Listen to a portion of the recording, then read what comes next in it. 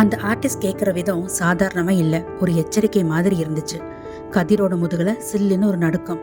தம்பி, நான் கேட்டது காதில் விழல, அங்கே என்னத்தை பார்த்த அப்படின்னு அந்த ஆர்டிஸ்ட் கதிர் தோள் மேலே கை வச்சு கேட்டான். கதிர் சுதாரிச்சுக்கிட்டான். அப்புறம் சிரிச்சுக்கிட்டே, ஒன்றும் இல்லை சார், என் ஃபோன் அங்கே விழுந்துடுச்சோன்னு தோணுச்சு, அவ்வளோதான் அப்படின்னு சொல்லிட்டு வேகமாக தன் வீட்டுக்குள்ளே வந்து கதவை சாத்திக்கிட்டான். கதிர் ஜன்னல் வழியாக வெளியே பார்த்தான். அந்த ஆர்டிஸ்ட் இன்னும் அங்கேயே நின்று கதிரோட வீட்டையே ஒத்து பார்த்துட்டு இருந்தான். கொஞ்ச நேரத்தில் அந்த குப்பை தொட்டியில் இருந்த அந்த வாட்சை எடுத்துட்டு உள்ளே போயிட்டான். அடுத்த நாள் காலை கதிர் ஆஃபீஸ்க்கு போகாமல் நேராக போலீஸ் ஸ்டேஷன் போனான். நேற்று வந்த அதே இன்ஸ்பெக்டர் கிட்ட விஷயத்த சொன்னான்.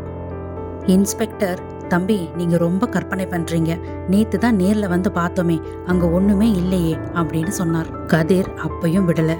சார், அந்த வாட்சில் ரத்தம் இருந்துச்சு, தயவு செஞ்சு செக் பண்ணுங்க அப்படின்னு சொன்னான். கதிரோட வற்புறுத்தல்னால போலீஸ் மறுபடியும் அந்த வீட்டுக்கு போனாங்க. ஆனால் இந்த முறை அங்கே அந்த ஆர்டிஸ்ட் இல்லை, வீடு பூட்டி இருந்துச்சு. போலீஸ் பூட்டை உடச்சிக்கிட்டு உள்ளே போனாங்க. நேற்று பார்த்த அதே பெரிய பொம்மை அங்கேயே இருந்துச்சு. ஆனால் கதிர் கவனிச்சா அந்த பொம்மை நேற்று இருந்ததை விட இப்போ கொஞ்சம் பெருசாக தெரிஞ்சுது. இன்ஸ்பெக்டர் சந்தேகப்பட்டு அந்த பொம்மையை உடைக்க சொன்னார். சுத்தியால் அந்த களிமண் பொம்மையை உடைச்சப்போ உள்ளே இருந்து ஒரு மனுஷனோட உடல் வெளிப்பட்டது. அது அந்த ஏரியாவில் காணாமல் போன ஒரு பெரிய பணக்காரரோட உடம்பு.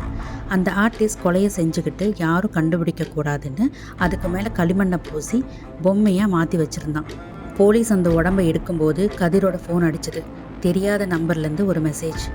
என் பொம்மையை நீ உடைச்சிட்ட, அடுத்த பொம்மைக்கு உன் அளவுக்கு களிமண் எனக்கு தேவைப்படும். கதிர் உடனே பயத்தில் ஜன்னல் வழியாக வெளியே பார்த்தான். தூரத்தில் ஒரு கார் வேகமாக போயிட்டு இருந்துச்சு. அதில் அந்த ஆர்டிஸ்ட் உட்காந்து கதிரையே பார்த்துக்கிட்டு இருந்தான்.